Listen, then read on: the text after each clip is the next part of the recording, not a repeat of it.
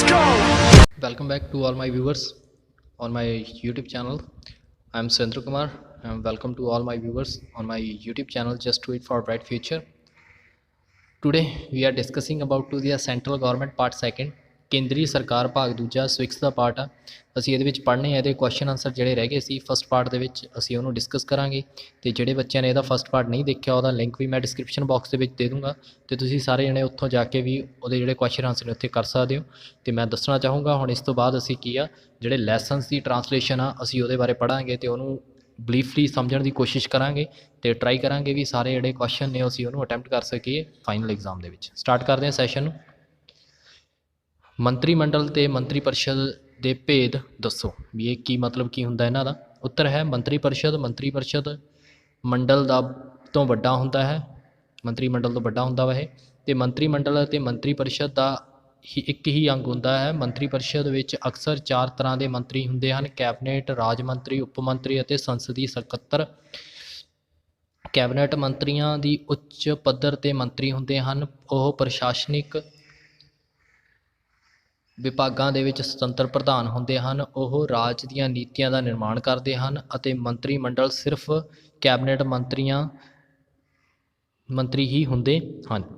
ਅੱਗੇ ਹੈ ਰਾਜ ਮੰਤਰੀ। ਕੈਬਨਿਟ ਮੰਤਰੀਆਂ ਤੋਂ ਹੇਠਲੇ ਪੱਧਰ 'ਤੇ ਹੁੰਦੇ ਹਨ। ਉਹ ਕੈਬਨਿਟ ਮੰਤਰੀ ਦੀ ਮਦਦ ਲਈ ਨਿਯੁਕਤ ਕੀਤੇ ਜਾਂਦੇ ਹਨ। ਉਹ ਮੰਤਰੀ ਮੰਡਲ ਦੀ ਬੈਠਕ ਦੇ ਵਿੱਚ ਹਿੱਸਾ ਨਹੀਂ ਲੈਂਦੇ। ਕਦੇ ਕਦੇ ਉਹਨਾਂ ਨੂੰ ਕਿਸੇ ਵਿਭਾਗ ਦੇ ਵਿੱਚ ਸੁਤੰਤਰ ਕਾਰਜਭਾਗ ਵੀ ਸੌਂਪ ਦਿੱਤਾ ਜਾਂਦਾ ਹੈ। ਉਪ ਮੰਤਰੀ ਕੈਬਨਿਟ ਮੰਤਰੀ ਅਤੇ ਰਾਜ ਮੰਤਰੀ ਪ੍ਰਧਾਨ ਮੰਤਰੀ ਦੀ ਮਦਦ ਲਈ ਨਿਯੁਕਤ ਕੀਤੇ ਜਾਂਦੇ ਹਨ। ਸੰਸਦੀ ਸਕੱਤਰ ਅਸਲ ਦੇ ਵਿੱਚ ਮੰਤਰੀ ਨਹੀਂ ਹੁੰਦੇ। ਉਹਨਾਂ ਦਾ ਮੁੱਖ ਕੰਮ ਮਹੱਤਵਪੂਰਨ ਵਿਭਾਗਾਂ ਦੇ ਵਿੱਚ ਮੰਤਰੀਆਂ ਦੀ ਸੰਸਦ ਵਿੱਚ ਮਦਦ ਕਰਨਾ ਹੁੰਦਾ ਹੈ। ਅੱਗੇ ਹੈ ਕੇਂਦਰੀ ਮੰਤਰੀ ਪਰਿਸ਼ਦ ਦੇ ਵਿੱਚ ਕਿੰਨੇ ਪ੍ਰਕਾਰ ਦੇ ਮੰਤਰੀ ਹੁੰਦੇ ਹਨ। ਉੱਤਰ ਹੈ ਕੇਂਦਰੀ ਮੰਤਰੀ ਪਰਿਸ਼ਦ ਦੇ ਵਿੱਚ 4 ਪ੍ਰਕਾਰ ਦੇ ਮੰਤਰੀ ਹੁੰਦੇ ਹਨ: ਕੈਬਨਿਟ ਮੰਤਰੀ, ਰਾਜ ਮੰਤਰੀ, ਉਪ ਮੰਤਰੀ ਅਤੇ ਸੰਸਦੀ ਸਕੱਤਰ। ਕੈਬਨਿਟ ਮੰਤਰੀ ਸਭ ਤੋਂ ਉੱਚੇ ਪੱਧਰ ਦੇ ਮੰਤਰੀ ਹੁੰਦੇ ਹਨ। ਇਹ ਮੰਤਰੀ ਪਰਿਸ਼ਦ ਦੇ ਅੰਤਿਮ ਕਮੇਟੀ ਦੇ ਮੈਂਬਰ ਹੁੰਦੇ ਹਨ। ਇਹ ਪ੍ਰਸ਼ਾਸਨਿਕ ਪੱਧਰ 'ਤੇ ਸੁਤੰਤਰ ਹੁੰਦੇ ਹਨ। ਦੂਜਾ ਹੈ ਰਾਜ ਮੰਤਰੀ ਹੇਠ ਲਿਖੇ ਪੱਧਰਾਂ ਦੇ ਉੱਤੇ ਮੰਤਰੀ ਹੁੰਦੇ ਹਨ।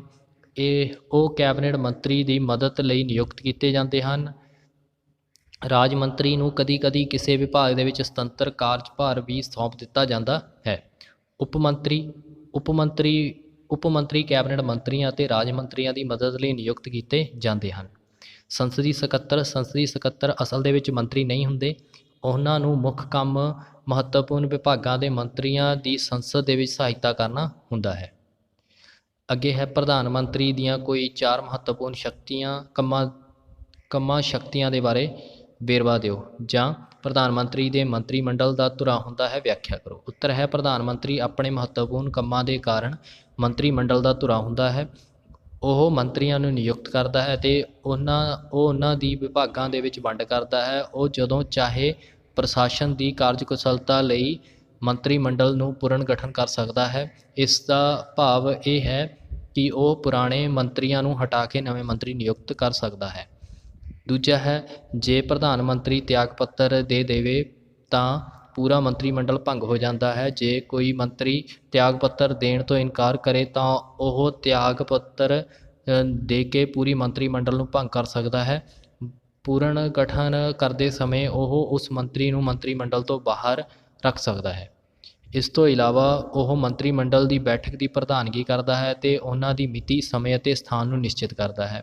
ਉਹ ਮੰਤਰੀਆਂ ਦੇ ਵਿਭਾਗਾਂ ਵਿੱਚ ਤਬਦੀਲੀ ਕਰ ਸਕਦਾ ਹੈ। ਅੱਗੇ ਹੈ ਭਾਰਤ ਦੇ ਵਿੱਚ ਉਪ ਰਾਸ਼ਟਰਪਤੀ ਦੇ ਅਹੁਦੇ ਦਾ ਸੰਖੇਪ ਵਰਣਨ ਲਿਖੋ। ਉੱਤਰ ਹੈ ਭਾਰਤ ਦੇ ਵਿੱਚ ਉਪ ਰਾਸ਼ਟਰਪਤੀ ਦੇ 2 ਮਹੱਤਵਪੂਰਨ ਕੰਮ ਹੇਠ ਲਿਖੇ ਹਨ। ਭਾਰਤ ਦੇ ਵਿੱਚ ਉਪ ਰਾਸ਼ਟਰਪਤੀ ਦੇ ਅਹੁਦੇ ਕਾਰਨ ਰਾਜ ਸਭਾ ਦਾ ਚੇਅਰਮੈਨ ਹੁੰਦਾ ਹੈ। ਉਹ ਨਿਯਮਾਂ ਅਨੁਸਾਰ ਰਾਜ ਸਭਾ ਦੀ ਕਾਰਵਾਈ ਦਾ ਸੰਚਾਲਨ ਕਰਦਾ ਹੈ। ਦੂਜਾ ਹੈ ਉਹ ਰਾਸ਼ਟਰਪਤੀ ਦੇ ਬਿਮਾਰ ਹੋਣ ਉੱਤੇ ਅਤੇ ਉਸਦੇ ਵਿਦੇਸ਼ ਜਾਣ ਦੇ ਉੱਤੇ ਕਿਸੇ ਹੋਰ ਕਾਰਨਾਂ ਕਰਕੇ ਗੈਰ ਹਾਜ਼ਰ ਹੋਣ ਉੱਤੇ ਰਾਸ਼ਟਰਪਤੀ ਦਾ ਕਾਰਜਕਾਲ ਸੰਭਾਲਦਾ ਹੈ। ਰਾਸ਼ਟਰਪਤੀ ਦੇ ਤਿਆਗ ਪੱਤਰ ਦੇਣ ਜਾਂ ਮੌਤ ਹੋ ਜਾਣ ਦੀ ਸਥਿਤੀ ਵਿੱਚ ਉਹ ਨਵੇਂ ਰਾਸ਼ਟਰਪਤੀ ਦੀ ਚੋਣ ਤੱਕ ਰਾਸ਼ਟਰਪਤੀ ਦਾ ਕਾਰਜਭਾਰ ਸੰਭਾਲਦਾ ਹੈ। 8ਵਾਂ है राष्ट्रपति दीयां संकटकालीन शक्तियां दा संखेप वेरवा दिओ। उत्तर है राष्ट्रपति दीयां संकटकालीन शक्तियां वर्णन हेठ लिखिया है। राष्ट्रीय संकट ਜਦੋਂ ਰਾਸ਼ਟਰਪਤੀ ਅਨੁਸਾਰ ਦੇਸ਼ ਦੇ ਬਾਹਰਲੀ ਹਮਲੇ ਅਤੇ ਯੁੱਧਾਂ ਜਾਂ ਹਥਿਆਰਬੰਦੀ ਬਗਾਵਤਾਂ ਕਾਰਨ ਦੇਸ਼ ਦੀਆਂ ਏਕਤਾ ਅਤੇ ਅਖੰਡਤਾ ਉੱਤੇ ਸੰਕਟ ਪੈਦਾ ਹੋ ਗਿਆ ਹੋਵੇ ਤਾਂ ਉਹ ਰਾਸ਼ਟਰ ਦੇ ਵਿੱਚ ਸੰਕਟਕਾਲੀਨ ਦਾ ਐਲਾਨ ਕਰ ਸਕਦਾ ਹੈ। ਰਾਜ ਦੀ ਵਿਧਾਨਿਕ ਸੰਕਟ ਜੇਕਰ ਰਾਜਪਾਲ ਵੱਲੋਂ ਕਿਸੇ ਭੇਜੀ ਗਈ ਰਿਪੋਰਟਾਂ ਜਾਂ ਕਿਸੇ ਹੋਰ ਸਾਧਨਾਂ ਰਾਹੀਂ ਰਾਸ਼ਟਰਪਤੀ ਨੂੰ ਵਿਸ਼ਵਾਸ ਹੋ ਜਾਵੇ ਕਿ ਜੇ ਰਾਜ ਦੇ ਸ਼ਾਸਨ ਸੰਵਿਧਾਨ ਦੇ ਅਨੁਸਾਰ ਨਹੀਂ ਚਲਾਇਆ ਜਾ ਸਕਦਾ ਤਾਂ ਰਾਸ਼ਟਰਪਤੀ ਉਸ ਰਾਜ ਨੂੰ ਸੰਕਟ ਕਾਲ ਦਾ ਐਲਾਨ ਕਰ ਸਕਦਾ ਹੈ। ਤੀਜਾ ਹੈ ਰਾਸ਼ਟਰੀ ਸੰਕਟ ਜੇਕਰ ਰਾਸ਼ਟਰਪਤੀ ਦੇ ਵਿਸ਼ਵਾਸ ਹੋ ਜਾਵੇ ਕਿ ਦੇਸ਼ ਦੀ ਆਰਥਿਕ ਹਾਲਤ ਇਹੋ ਜਿਹੀ ਹੋ ਗਈ ਹੈ ਜਿਸ ਨਾਲ ਆਰਥਿਕ ਸਥਿਰਤਾ ਜਾਂ ਸਾਖ ਨੂੰ ਖਤਰਾ ਹੈ ਤਾਂ ਰਾਸ਼ਟਰਪਤੀ ਵਿੱਤੀ ਸੰਕਟ ਐਲਾਨ ਕਰ ਸਕਦਾ ਹੈ।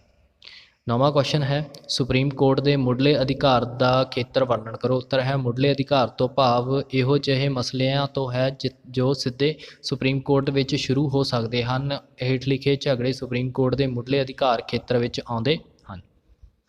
ਪਹਿਲਾ ਹੈ ਭਾਰਤ ਸਰਕਾਰ ਜਾਂ ਇੱਕ ਤੋਂ ਵੱਧ ਰਾਜਾਂ ਦੇ ਵਿਚਕਾਰ ਮਸਲਾ। ਅਜਿਹੇ ਮਸਲੇ ਜਿਨ੍ਹਾਂ ਵਿੱਚ ਭਾਰਤ ਸਰਕਾਰ ਜਾਂ ਇੱਕ ਤੋਂ ਵਧੇਰੇ ਰਾਜ ਸਰਕਾਰਾਂ ਦੇ ਇੱਕ ਪਾਸੇ ਹੋਣ ਜਾਂ ਇੱਕ ਤੋਂ ਵਧੇਰੇ ਰਾਜ ਸਰਕਾਰਾਂ ਦਾ ਦੂਸਰੇ ਪਾਸੇ ਹੋਣਾ।